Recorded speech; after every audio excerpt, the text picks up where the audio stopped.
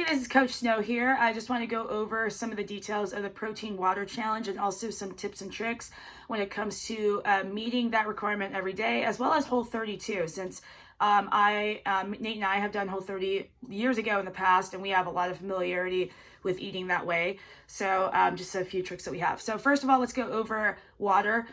Water is based on body weights because if a small person like me shouldn't have to drink like 150 ounces of water if I'm not that big, and same with a 200-pound male, shouldn't have to has to drink a lot more than 60 ounces of water. So it's your body weight in pounds divided by 2, and that gives you the number of ounces per day, and you're going to add 25% if it's a hot day or if you're working out. So for me, I weigh 125, so divided by 2 is about 63 ounces a day. And for me, I've got a large water bottle that is exactly 32 ounces. So if I drink 2 of these a day, I know I've hit that baseline minimum.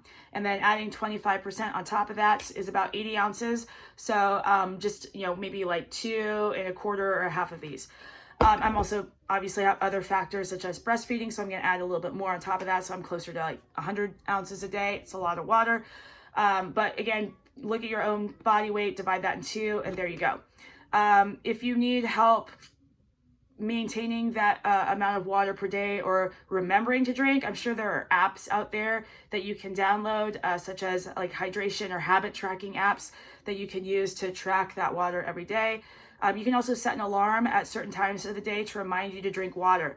So maybe, every 3 hours or so, like at 10 o'clock, at 1 o'clock, at 4 o'clock, just as a reminder to get in your water. Maybe it could be on the hour.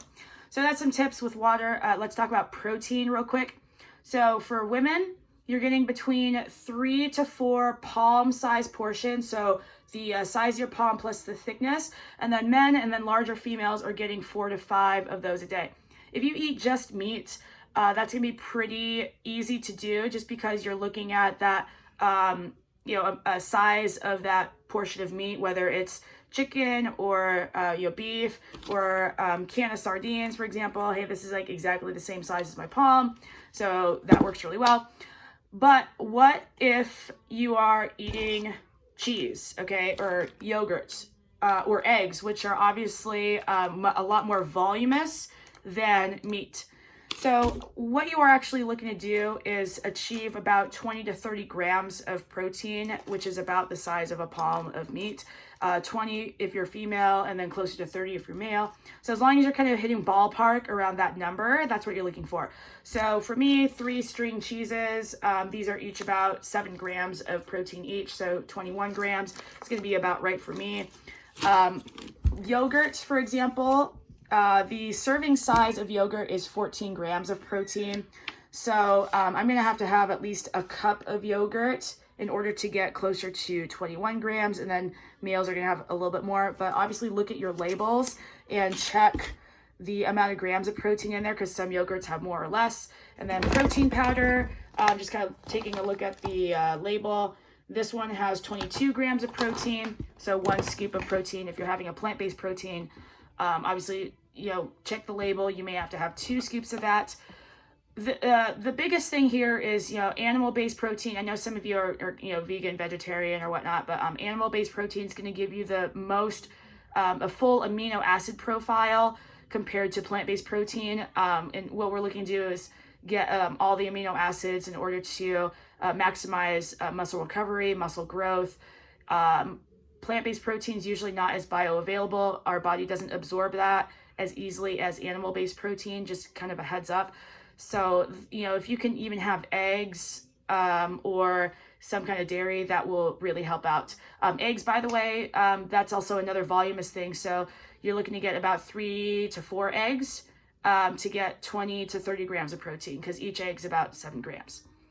Okay, let's talk about Whole30 really quick. So Whole30, the main gist of it is meat and fruits and vegetables. Okay, meat and produce are like the majority of what you're going to be able to eat, and then supplementing with like some condiments here or there, such as if you have salsas, if you have curry sauces. So I was able to find this really cool curry sauce at Costco that has no sugar in any of the ingredients, and you can even look and see there's like no added sugars, 0 added sugars, but that's exactly what you're looking for in a lot of condiments.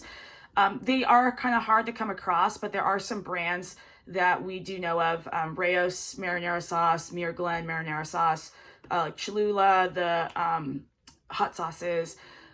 In terms of mayonnaise, Primal Kitchen makes a lot of Whole30 stuff. So if you check the organic aisles, either at Shopping Cart, Ashland Food Co-op, look for Primal Kitchen. I know those are definitely Whole30 compliant. But yeah, just kind of checking for those added sugars. Other thing you're looking for too is non-refined oils. So for example, in these sardines, this is olive oil, but just checking to see if, you know, things have canola oil, which is not allowed in the Whole30, and that's really hard to do. Carbohydrates. Okay, so when people switch to Whole30, all of a sudden you're losing a lot of the dense carbs that you would have been getting from pasta, rice, bread, you name it, you know, sugar, candy. So how do you get in your carbs to make sure that you're not just hitting a wall when you work out? First of all, it's all based on feel. So unless you're consistently, you know, in the middle of a workout and you feel like you're just dead, and you just hit a wall and suddenly your last 2 times or like in some AMRAP or really long or whatnot, then you don't have to worry so much about carbs. But let's say you do hit that point, potatoes and bananas and fruits are going to be your go-tos. So starchy vegetables are kind of really the only dense carbs you can really have. So starchy vegetables and fruit, sweet potatoes, squashes, taro, carrots, parsnips, bananas, some of the more sugary fruits like mangoes are really good too. So you're probably going to get most of your carbs from that. There are some snack bars that you can have that are made of dried fruit. So this one has dates in it. And so things like Lara bars and RX bars have dates or dried fruit as a base. And you can use those to get a lot of carbohydrates too. RX bars, by the way, are Whole30, as well as a lot of the Lara bars, not the ones that have like chocolate chips in it, but those are also really good backup items if you just need a really quick pick-me-up for sugar in some way. You know, the whole thing with the Whole30 is eliminating a lot of the extra sweet stuff so that our taste buds start to reacclimate to not needing sugar all the time, and suddenly food items that don't seem as sweet, such as carrots or tomatoes, all of a sudden have a sweetness to them. And that's exactly what we're trying to do, is we're trying to get rid of the hyper palatable tastes that come with a lot of processed foods, and starting to get our taste buds reacclimated to the flavors that come from wholesome foods, things that come out of the ground and whatnot. So I mean, that's the whole idea with eliminating a lot of sugars. But yeah, if you're ever finding yourself hitting a wall, those are the carb go-tos. So those are just, you know, a couple tips and tricks that we have on Whole30. Eating out. Oh yeah, just real quick on eating out. That's going to be kind of hard to do just because you never know what foods are cooked in. You know, the steak can be cooked in butter, or there's canola oil in the dressing, for example. So, you know, tips and tricks, you're obviously not going to be eating out as much, which could save you money.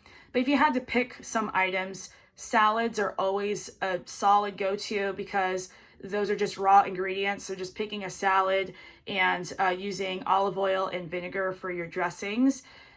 Grilled meats are your best go-to as well, because those probably don't have a lot of like extra oils or butters added to them. And you can always check and ask the server or what they are cooked in.